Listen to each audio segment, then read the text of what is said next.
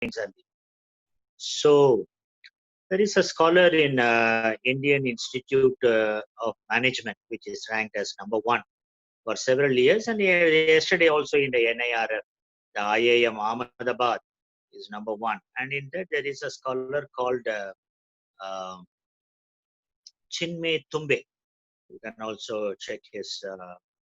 He is one of those who is working on migration, and a lot of studies he has made.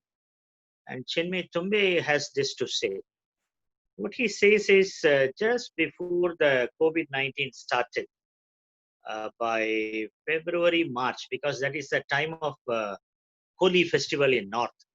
So the North Indian workers living in South India and other places, they usually would like to go to the Holi festival.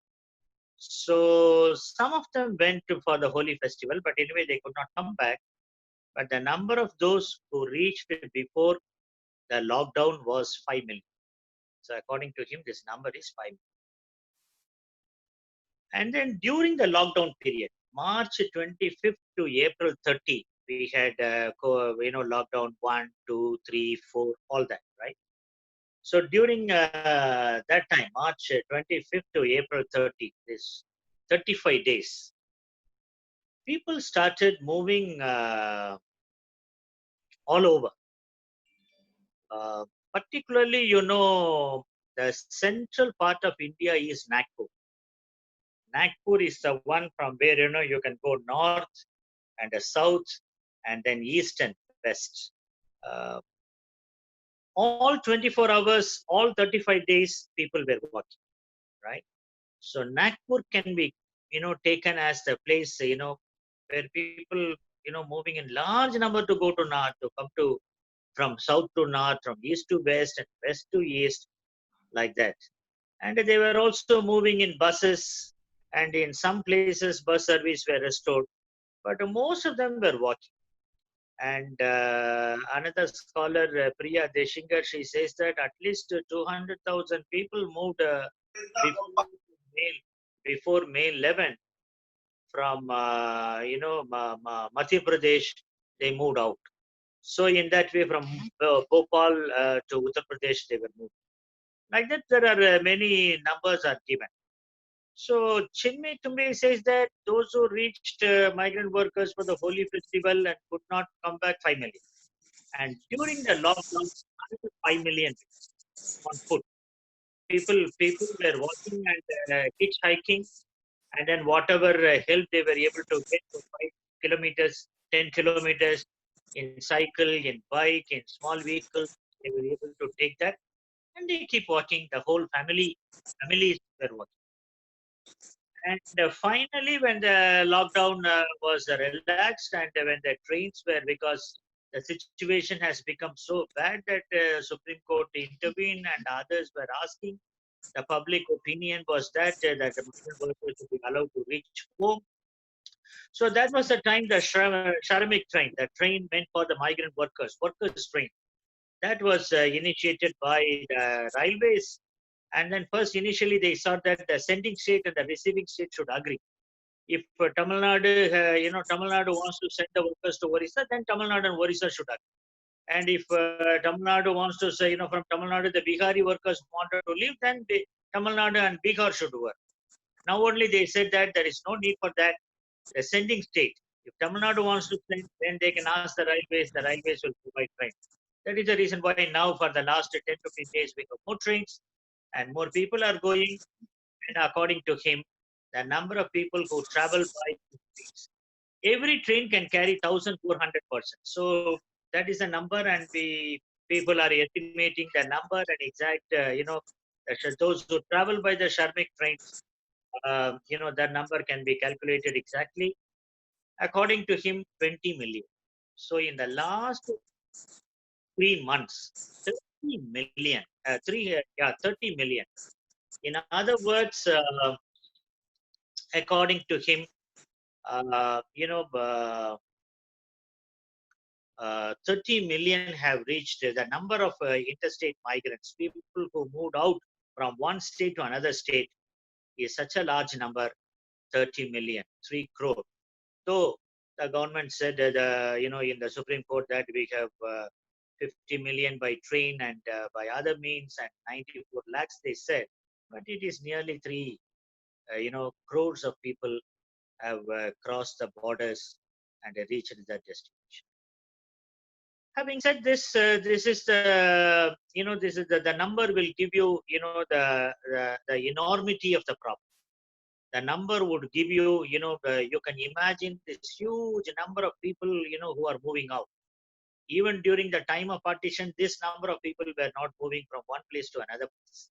But there's a huge number. People were on the streets day and night, hot sun, and particularly in the North India, this is the summertime, and people were walking. So that is the type of thing that was happening. And number one, I wanted to tell you what I wanted to tell you is this: that it is, you know, uh, to say that about interstate migrants, um, administrators and governments are not aware is not correct. Why? Number one is this: in the 2015, there was a 2015 the Urban Ministry constituted a working group on migration. I myself met the chairman, Partho Mukhopadhyaya. I met him. So this committee worked on migration working group, and they went into the every aspect of migration.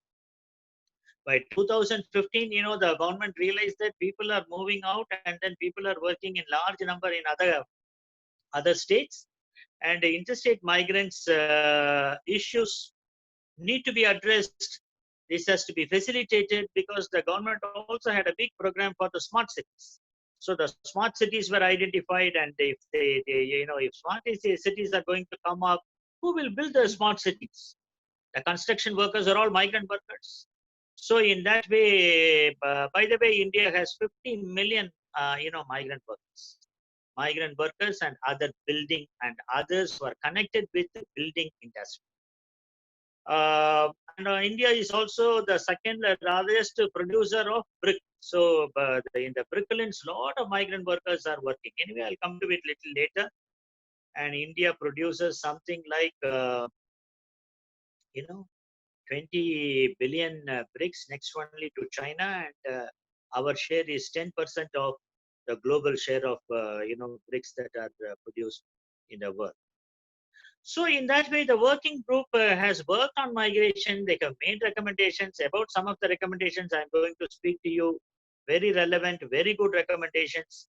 Now people are saying that we need number, we need number, we need number. And the working group said that there can be a provision for self-registration.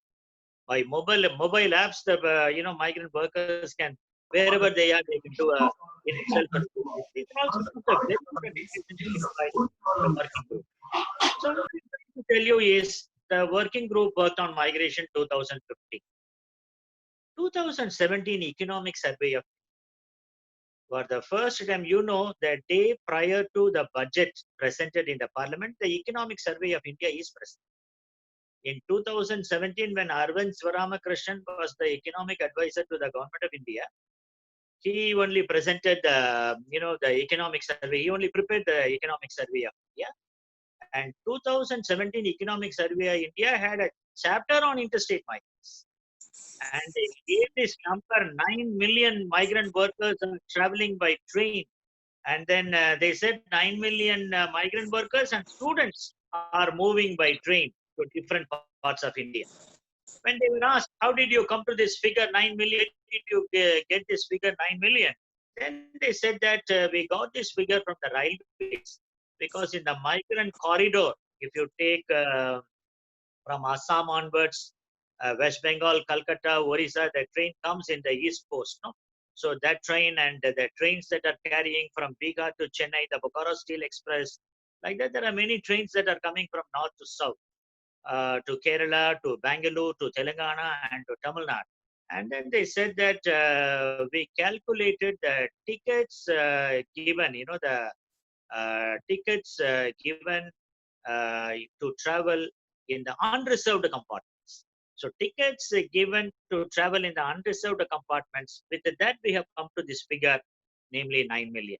So 2017 economic survey captured the interstate migrants, migration and a chapter on interstate. And 2011 census. In 2011 census, there was completely, there was at that time itself, many said that migration should be included, interstate migration should be included. And one of the questions that was included in the 2011 migration survey, 2011 census was on migration. But the only thing, the data was not shared. The data was shared only last year. Last year was 2019. In 2019, July only, that information was shared. That information was made public. And with that, we all know that, how many people are moving out of, and 139 million people are interstate migrants. They are on the move. People move for various reasons, but they said that for work around 139. But very interestingly, the 2011 census, whose data were published only last year, it reveals that even now interstate migration is not a priority migration. People move within the states. It is inter-district, intra-district, within the districts and outside the districts, but within the state. That migration was a very large migration. And this 30 million people, about Chinmay Tumbe figure which I gave you, is only the people who moved out of the states. Then you can imagine the people who walked within the district, people who walked within the state. Within Tamil Nadu, people moving from Chennai to Viluppuram, because from Viluppuram, a lot of people come to Chennai. The entire Coimbatore market is from Tiruvannamalai and Viluppuram. So in that way, that is not captured. Within the district and intra-district, we did not capture at all. We are capturing only the interstate migrants who moved out of one state to another state, and longer distances from north to south and east to west and all that. And the 2011 census figures are also saying that it is Maharashtra and Delhi NCR, National Capital Region. These are the two regions which are major, the pulling, major receiving states or regions of migrants. So people flock to these. Either they go to Mumbai and Delhi. So those who come to southern states are smaller in number only. In that way, I wanted to tell you that the figures what we have is a small number, and only in the last 10 years, people have started moving into the southern states, because southern states are peaceful and southern states are experiencing the demographic advantage, demographic transition, namely families are smaller and aging population. We need workers. Every Kerala needs a huge number of migrant workers. So people were coming in large number to the southern states. So this is the first point I wanted to place it before you. The second one is you will find, and I am sure that you will also agree with me, the migrant workers are being treated as second-class citizens. I don't think that anywhere in India they have been treated on par with the people of that state. Tamil Nadu doesn't treat equal to the people in Tamil Nadu, nor Karnataka. Kerala is a different story. I will come to it, because as a receiving state, Kerala is a model, and why it is a model, I will tell you. They also have problems. I will also share with you that. But at the same time, the migrant workers, when they come, we say that they have to register. We have to give them ID card, everything. Though the constitutional provision says that within India you can move freely, within India you can reside anywhere, within India you can work anywhere. These are all constitutional provisions which guarantee, free movement. And at the same time, the migrant workers are being looked down, and they are being not treated properly and not treated. Only during this time you will find, the newspapers, the media using that term, guest workers. Guest workers were actually the migrant workers, in the Gulf countries and other countries, the Filipinos and Indonesians, they were the largest number of migrants. They were known as guest workers from one country to another country. So people adopted that term, and then now they are calling them as guest workers. In Kerala, they not only call them, they were the first to call them as guest workers, but at the same time, they were also calling them replacement workers. Kerala says that our workers have gone to Gulf countries. Large number of migration to Gulf. Every family has a member in Gulf. So in that way, we need replacement workers. Here we don't have, electricians. Here we don't have plumbers. Here we don't have skilled, workers. We need people to come here and work in here. So they also call them as replacement workers. The third point I wanted to make here is this. In the context of COVID-19, we are speaking. So there were two kinds of migrants. One set of migrants, they had a premonition. They had an idea that this is going to happen because March 22nd was the Janta curfew. And then 2 days there was free time. And then 24th only within 4 hours, the entire lockdown started. That is from 25th early morning onwards. So in that way, the COVID-19, they had some premonition and the workers have started moving out. So they had taken the train, they were traveling. But on 25th, wherever the trains were, they were stopped. In that way, the migrants did not reach the destination. See, the migrants come from one state to another state. That is source state, and the state which receives them is the destination state. In migration, we have 3 points: source, destination, and transit. And now during this period, most of the migrants were caught in the transit. They did not go to that state, that is the source state, nor they were able to be in the states where they were working, because they started knowing that there is a pandemic coming. Because they said that we know the pandemic and we want to die in our state, in our country. We don't want to die here. They were very clear on it. So they started. As they were moving, they were caught in the transit. The train from Kerala, Alapura to Bokaro City Express started. It was stopped in Chennai. The workers were detrained.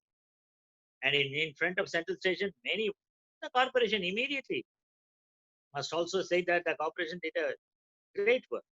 They were able to take them to different marriage halls. They were taken them to the different corporation schools, gave them shelter, and then started providing them food.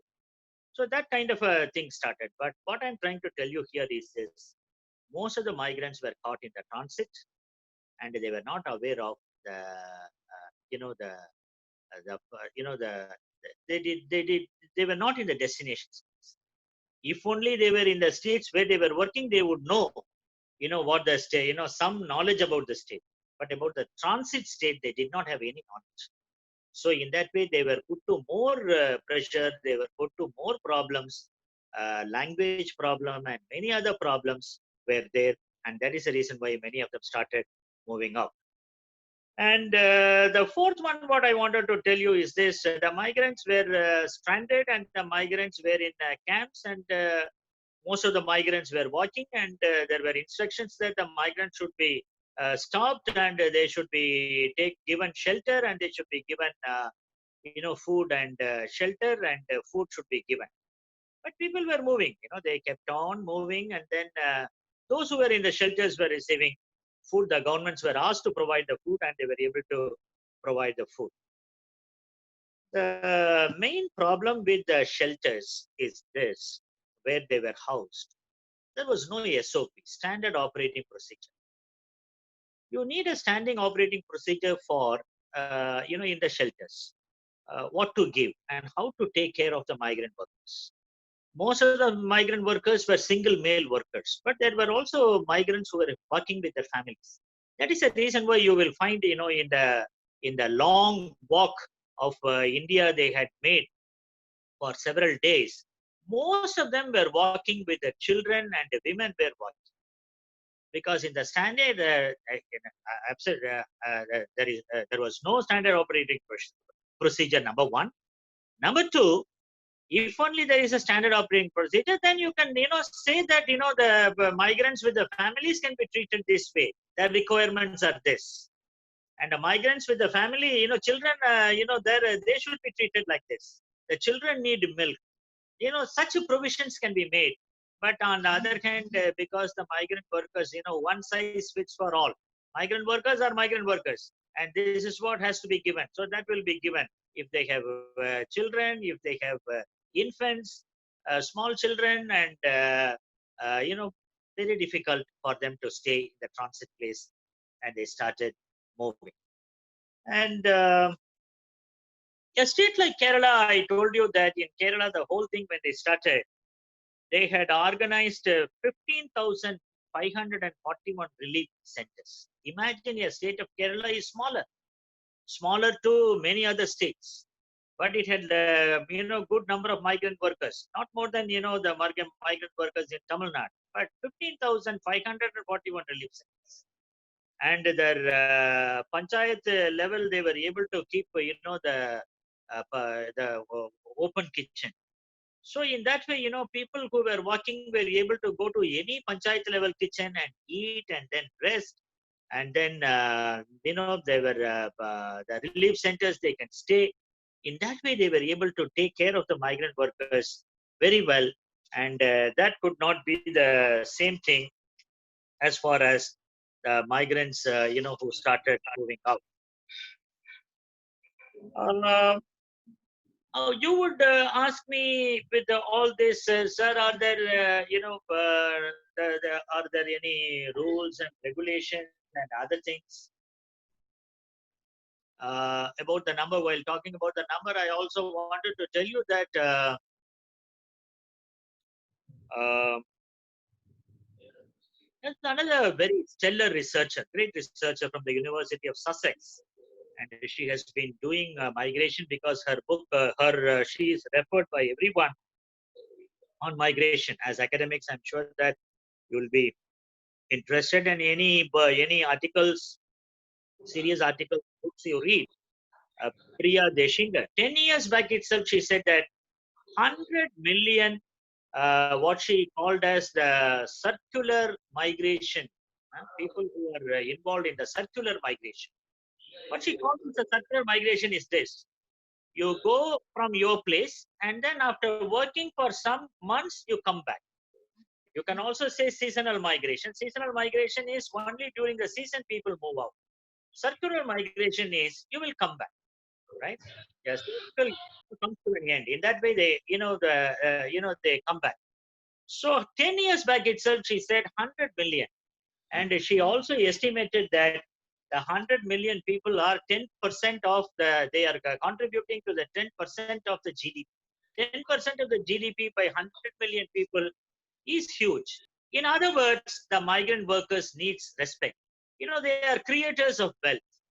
In some places, the construction workers are also known as builders and beautifiers of the city. If they are not there, I told you 50 million, construction workers in this country, and how they are being treated. There is a caste element to this. And the working group on migration, when they worked on, this whole huge report on migration, they said that in construction and in bricklayers, predominantly 95% are SCs and STs. Only in the manufacturing sector, you will find, the other dominant castes coming. But it is oppressed caste, castes which are largely involved in the bricklaying industry and in the construction industry. So in that way, she also gives the figure of remittances, and the remittance number she is giving is 7.4 billion in 2007 and 8 as the money that is created, the wealth created by the migrant workers. Imagine somebody is working in Tamil Nadu or in Kerala. Okay, he receives single male migrant. We keep him as a as a single male migrant. He works here. He earns 8,000 or 10,000. For himself, he spends 2,000 or 3,000. Rest of the money he sends to Bihar. Because the money goes to the Bihar, the family is able to send the children to school. And education is the greatest leveler in the history of the world. Only education can give dignity, and education can give status. Only by the social mobility is possible only with education. And that is what now people are worried, because when migrants return to their states, will children be able to go to school again? Whether children will be able to continue their education again? And this is where, the money that goes, from here is helping them. And the family is able to buy few things. So these are all, creating, the economic activity is boosted. The economic activity is accelerated. People need money to buy. Only when you buy, then manufacturing takes place. So in that way, you have to, you have to give money in the hands of the people for spending, and that was happening through the migrant workers. In that way, in one of the papers, even they told, that it is a triple win. What is a triple win? The migrant worker who is working in a state, he earns money, so he leads a dignified life. Maybe a carpenter, maybe a construction worker, but he earns money, right? So with the money he spends for himself, and he sends the money back home. So he gets money, and construction work is happening. So because of that, that state is benefiting. The state's economic activity, infrastructure is developed, and the money also goes to his state, Bihar or Orissa or UP. And there also the family is able to get money and spend the money. So the migrant worker is winning, the sending state is winning, and the receiving state is also winning. So in that way, migrant, the whole migration has this triple win concept. That also I thought that I will place it before you. Having said this, general, the number and how they moved, and with all that, I would like to some time on the legal regime. The 1979 Interstate Workmen's Act. During this time, also, a lot of people were writing that the Interstate Workmen's Act, according to that, the contractors, should take responsibility for the workers, and they should have sent them back home. Those are the things, very clearly they were telling. But the Interstate Workmen's Act was actually the 1975 Orissa Act, and then this act became the Interstate Workmen's Act. And there is only one change that has been made from 1979 to this day. What is the change? From Interstate Workmen's Act, the act has become Interstate Workers Act. That's all. Only one amendment. And the volume of migration has increased. And this act says that every establishment has to be registered. The contractor has to be registered. And a good act. The contractor, when he brings them, for work, he should give the travel allowance. And then every monthly payment, he should be present to see that the migrant workers are paid. The wages should be on par with the wages that are paid to others in the state. So in that way, the pay cannot be discriminated. Good act. But at the same time, this act has not been followed, because people are not moving through contractor, people are moving on the route. So this migration, what we see today, is a large voluntary migration. People wanted to improve their economic status. Anybody in life would like to improve their economic. Why people are going abroad? To earn more money so that they can buy a house here and educate their children in better schools. If they get sick, they can go to better hospitals. That is the reason why they go. So in that way, the economic reasons are the reasons for which people move out on their own. So 1979 Act is not the, is not the one which is responding to the volume of migration that has taken place in the last 2 years. If the migration is going to be smaller, then this act is a good act. But the volume of migration has, in leaps and bounds, it has increased. Secondly, there is a Building and Other Construction Workers Act 1996. And this is the act which also includes the Brooklyn workers. So there's a very separate act, Construction Workers Act.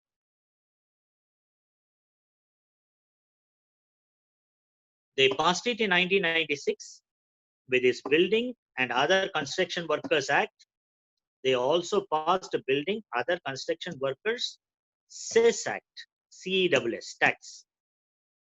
Contractors, builders and contractors, they have to pay 1%. You know the money that is lying unspent with the welfare boards in each state altogether, unspent alone in 2018 in Parliament, this question was raised. And in 2018, the Labour Secretary was summoned by the Supreme Court of India. And the Supreme Court of India said that 28,000 crores are unspent. And are you, the Ministry of Labor is going to give us guidelines for this, how it should be spent or not? Please prepare the guidelines and bring it by September. And the government is yet to give the guidelines for spending this. Kerala is the only state which has spent 90% of this cess, what is collected on migrant workers.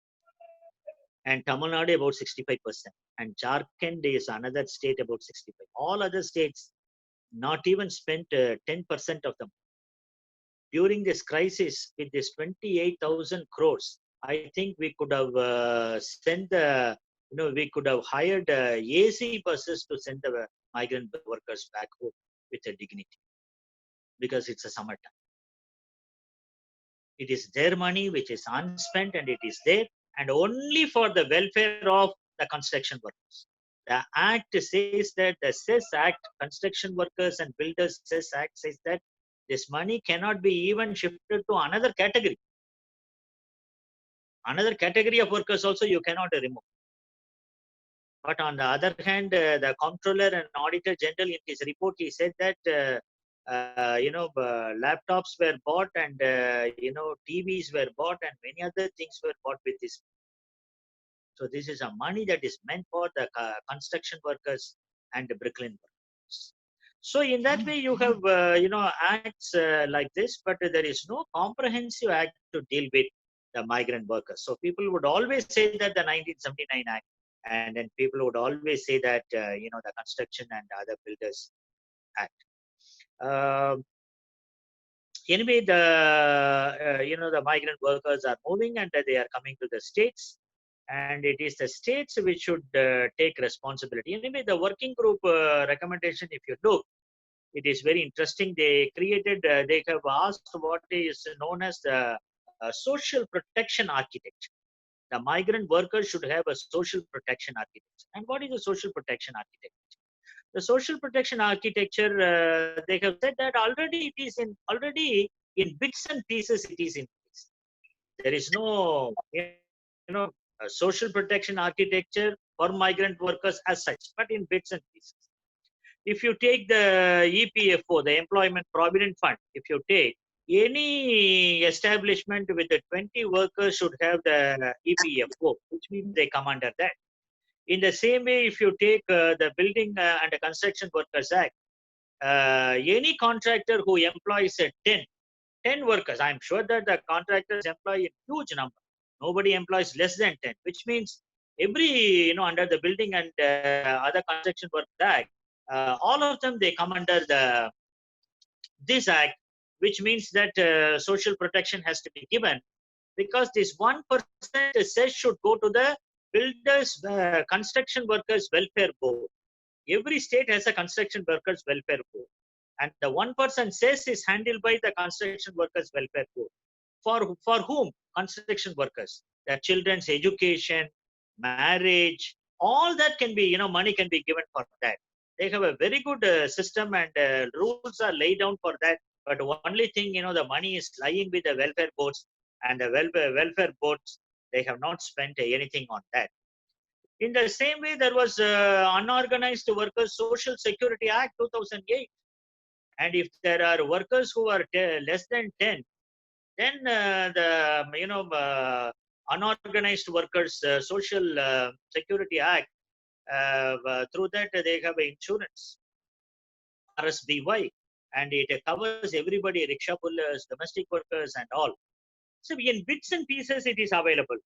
But put them all together. So the recommendation of the working group is this: the Employment Provident Fund, and then Builders and Workers, and then Social Security Act, and then the legislative work is the 2018 Unorganized Workers Act. That's a legislative framework we have. So under that, you bring all the, all the unorganized workers, bring the migrant workers under the unorganized workers.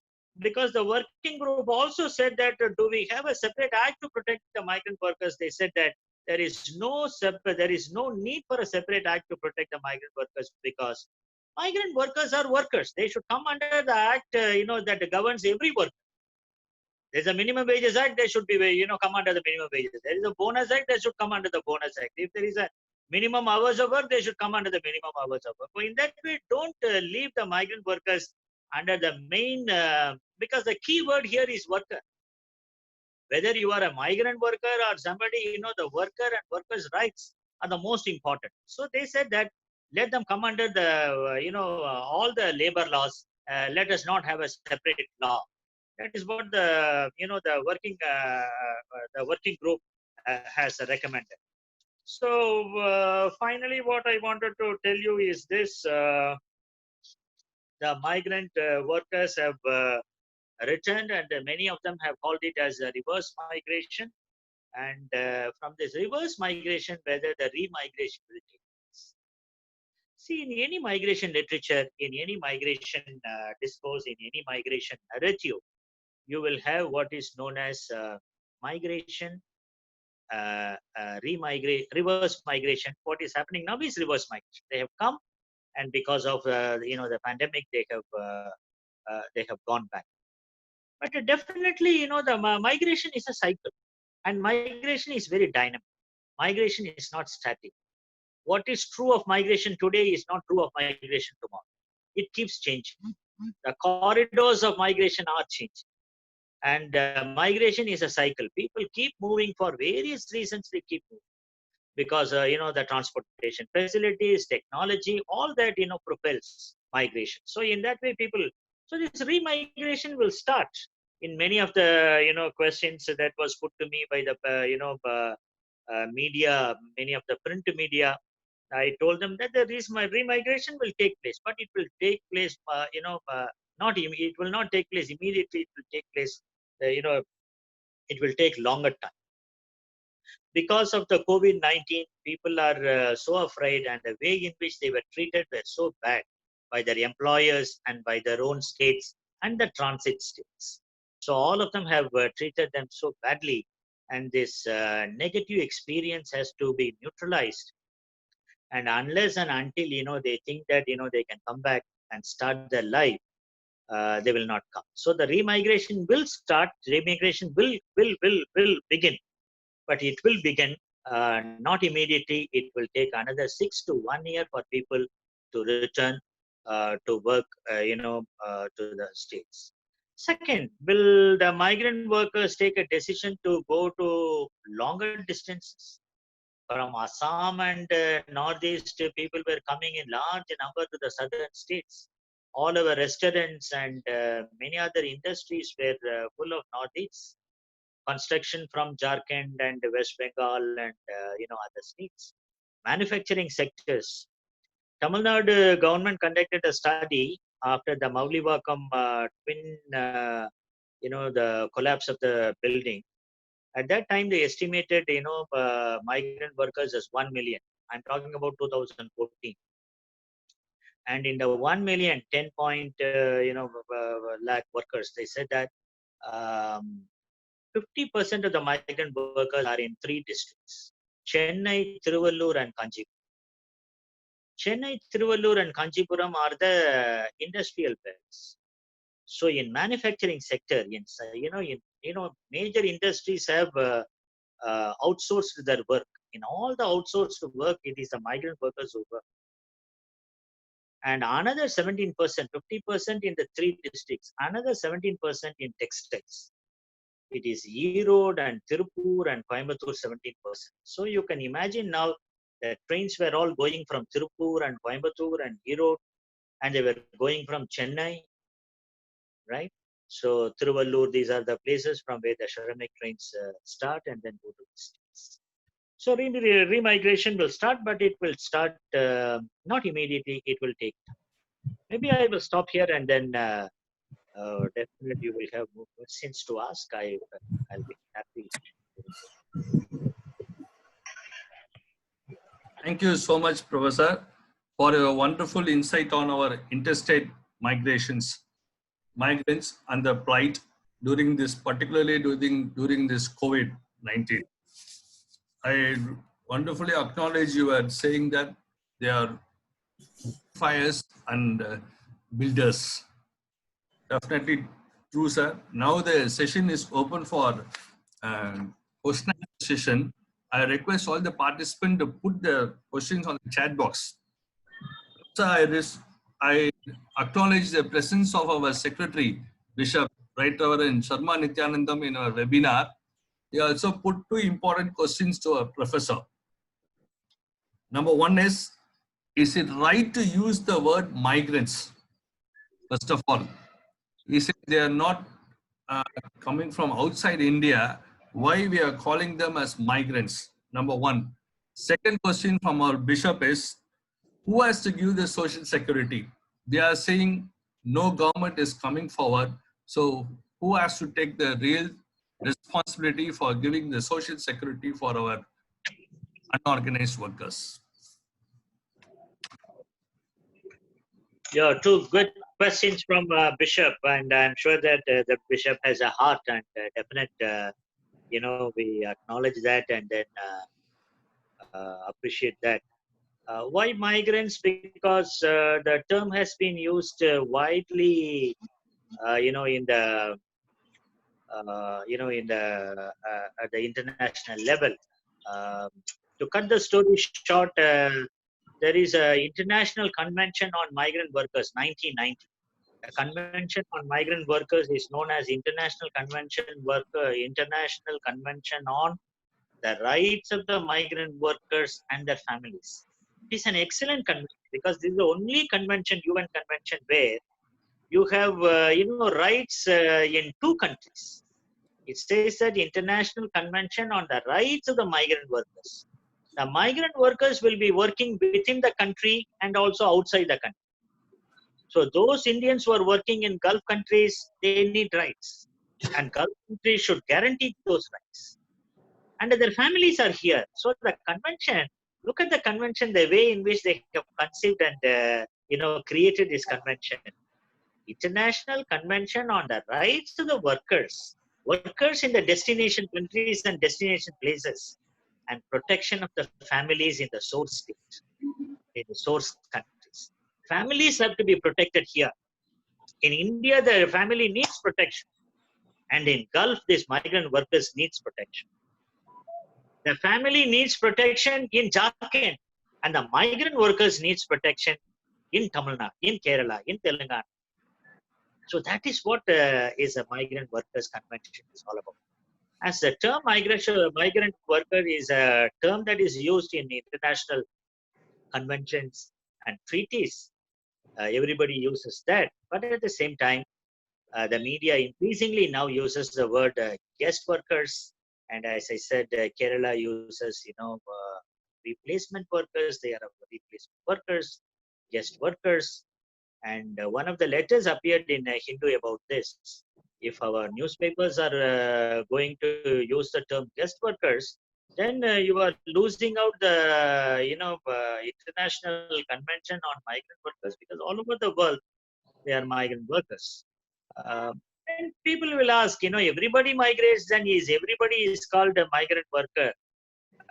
See, when we say migrant workers, we qualify the migrant workers by saying that, the most vulnerable ones, people who are pushed out of the states due to economic necessities. And that is the reason why, we call them as distress migrants, people who are coming due to economic distress, agricultural distress. They cannot make a living there in Odisha or in Jharkhand, in other places. So, yeah. And the second question about the social security, already the working.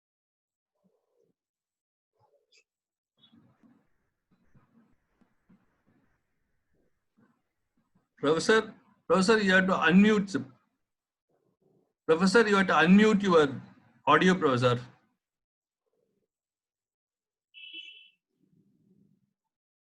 Professor, you have to unmute your audio.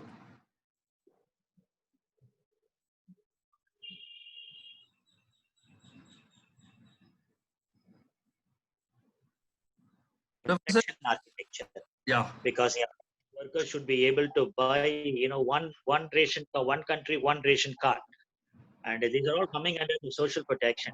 The migrant worker should be able to buy, with his card in the PDS shop here, and then he should be able to access medical health in any of the government hospitals. So those are the things, that will ensure the social protection. Only with the social protection, the migrant workers can move with the dignity and live in dignity.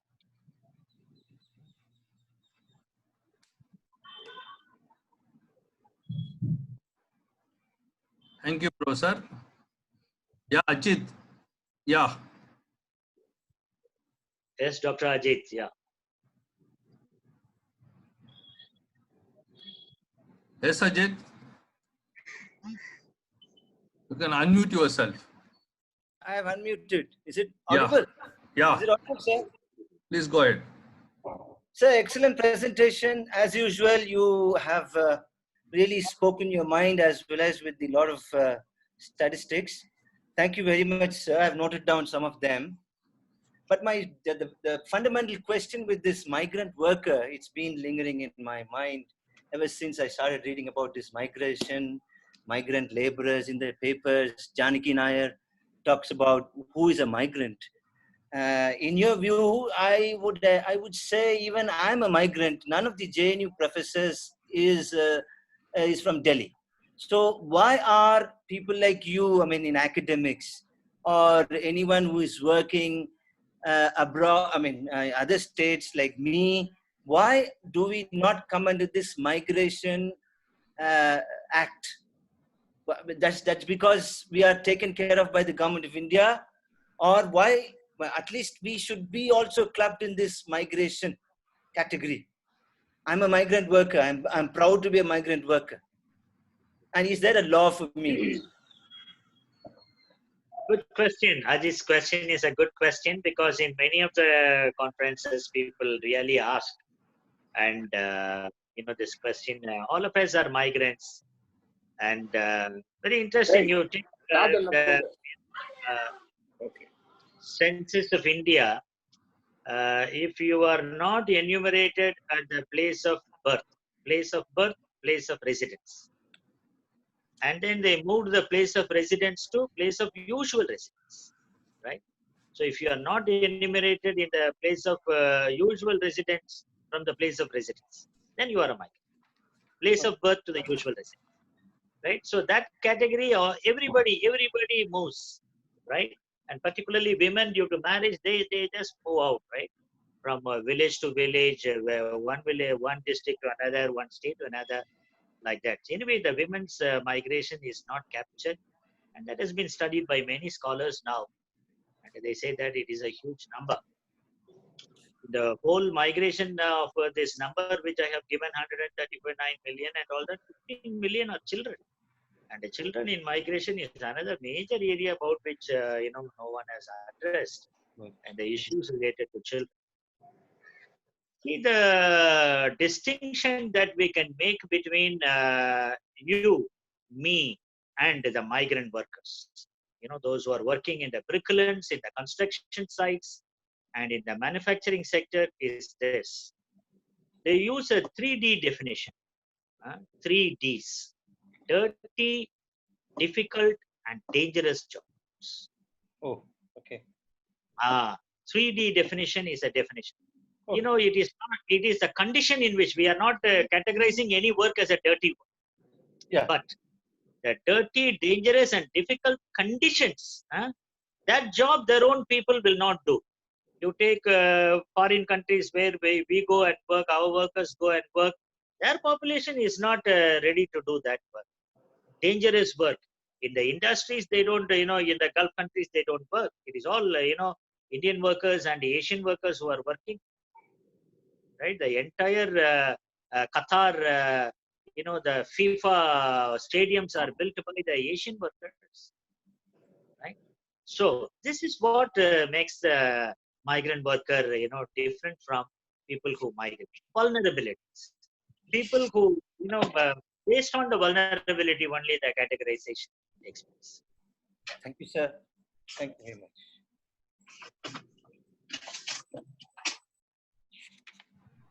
Sir, who and how, I mean, who defines this migration? Is it only UNHCR kind of a body, or every country defines on its own? Migrant workers, they come very well under the UN convention, which I said this one, and countries like Nepal and Bangladesh, they all have signed the international convention because the South Asia is the major exporter of labor. No? Hmm. So the international convention is a convention which is very supportive of the sending state. So in that way, I don't the sending countries usually, if you look at the countries signed the convention, the sending countries all receive the convention because the obligation is on the receiving countries. The receiving countries only have to protect the migrant workers and all that. So the receiving countries, they hesitate to sign this convention. Anyway, that is one thing aside. The question is about migrant workers. They come under the legal definition, and the international organization. There is a IOM, International Organization for Migrants, and it is this body which takes care of that. But anyway, now we have from 2019 December, 2018 December onwards, 2019 January. Now it is 1.5 years. We have two global compacts. One global compact on migration, another global compact on refugees. And the global compact on migration is every country is in it. So which means today the international community is giving a top priority to GCM. GCM, Global Compact on Migration. And every year the Global Compact on Migration also convenes a kind of a meeting with the labor ministers. So top priority is given.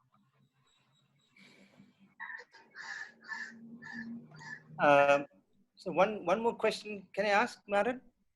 Yes, please. Yeah, sir. You were talking about the death of so many migrant workers who are walking back home. Who's going to answer to these poor people, sir? This government, I have no hope. But who's going to do this? Who's going to and take them to task for their callousness? Correct. Yeah, I think it is. Only P. Sainath seems to be working on this. Sainath and many other lawyers groups are working, and everybody's conscience is now is speaking. Everybody's conscience is now we have blood in our hand.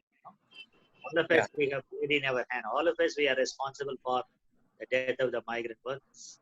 So that way, in the days to come, the whole question of safe migration, protection of migrants, I think these are the two things in which the states have to give importance. Thank you, Ajit. Yeah. Sir, one more question has come. Do you foresee the quick reverse migration will happen in 6 months' time? Yeah, what is happening now is reverse migration, remigration. The term is remigration. The remigration to take place, within 6 to 12 months, the remigration will start because people moved out due to panic. And now they will go to their village, and then they cannot definitely take up any job unless and until the government's program MNREGA is activated and they get to work. If country problems are addressed, some of them will remain there. Otherwise, they will move out.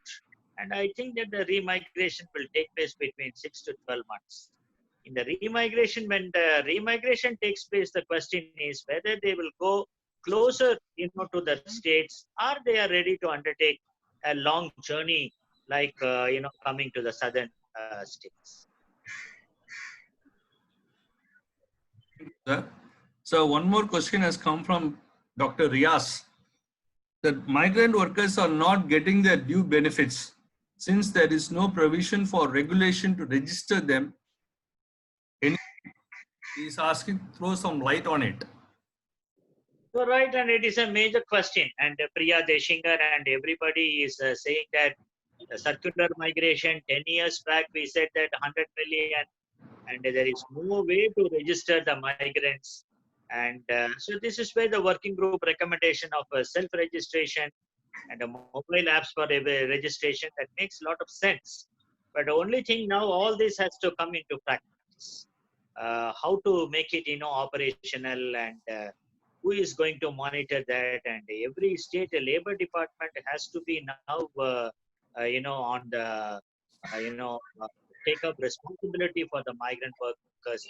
And then all line departments in the saying that, Panchayati Raj ministry, the Panchayati Raj ministry should ensure. In Orissa, they have done it very well. In Polangir, in Novapada, in Ganjam, these are all districts from where the migrant workers live in large number.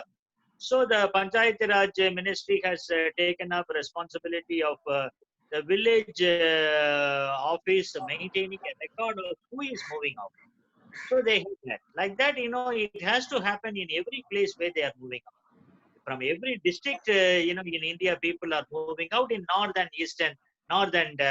the northern states, and in the eastern states and western states.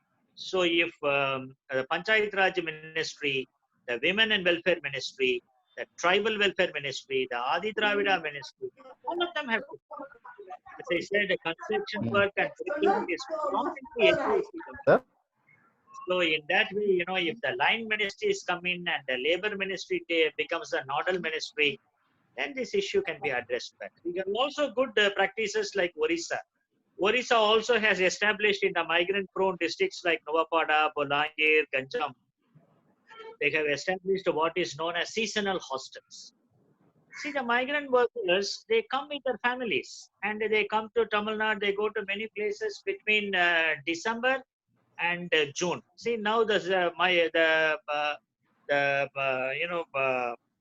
rainy season has started. Monsoon has started. In the monsoon, no brick kiln is over. They cannot work in the brick kilns. So only for 6 months they come. When they come for 6 months, the children's education need not be stopped. So in the seasonal hostels in Orissa, the children are kept. So the children keep continuing their education in the schools. Instead of going home, they come to the hostel and then they stay for 6 months. Including provision for speaking to their parents in the mobile phone is made in the seasonal hostels. So Orissa government has done a lot of good things about sending workers. As a sending state, Orissa state is a model. As a receiving state, Kerala is a model. To take care of the workers well and then to respect them with the dignity, Kerala is. So we have both examples within India to look for models. Sir, thank you so much, Professor. I think we can end up here. We thought we end by 12:30. Now we exceed our time too. Thank you so much for your wonderful presentation and insight on interstate migrants. So at this juncture, I record my sincere thanks to our Bishop, who not only motivating us, he also joined us and put so many questions to our Professor Bernard Sami. Then I recognize the presence of our vice principals, Dr. Annie and Professor Russell, and also so many eminent professors who joined with us today, like Dr. S.K. Misra, Dr. S.M. Salim, Dr. Ajit Khanna from JNU, our own Dr. Charles Samuel, and Dr. David Prabhakar from MCC, and all the professors from my college who joined this webinar, and to my student friends. Thank you, Professor, for spending your valuable time with us and share so many thoughts on migrant workers. Thank you once again. From my bottom of heart, I thank you, Professor Bernard Sami, for your wonderful talk on interstate migrants in this COVID situation. I thank all the participants immensely. Thank you so much. Thank you. Thank you. I enjoyed it. Thank you. Thank you so much. Thank you.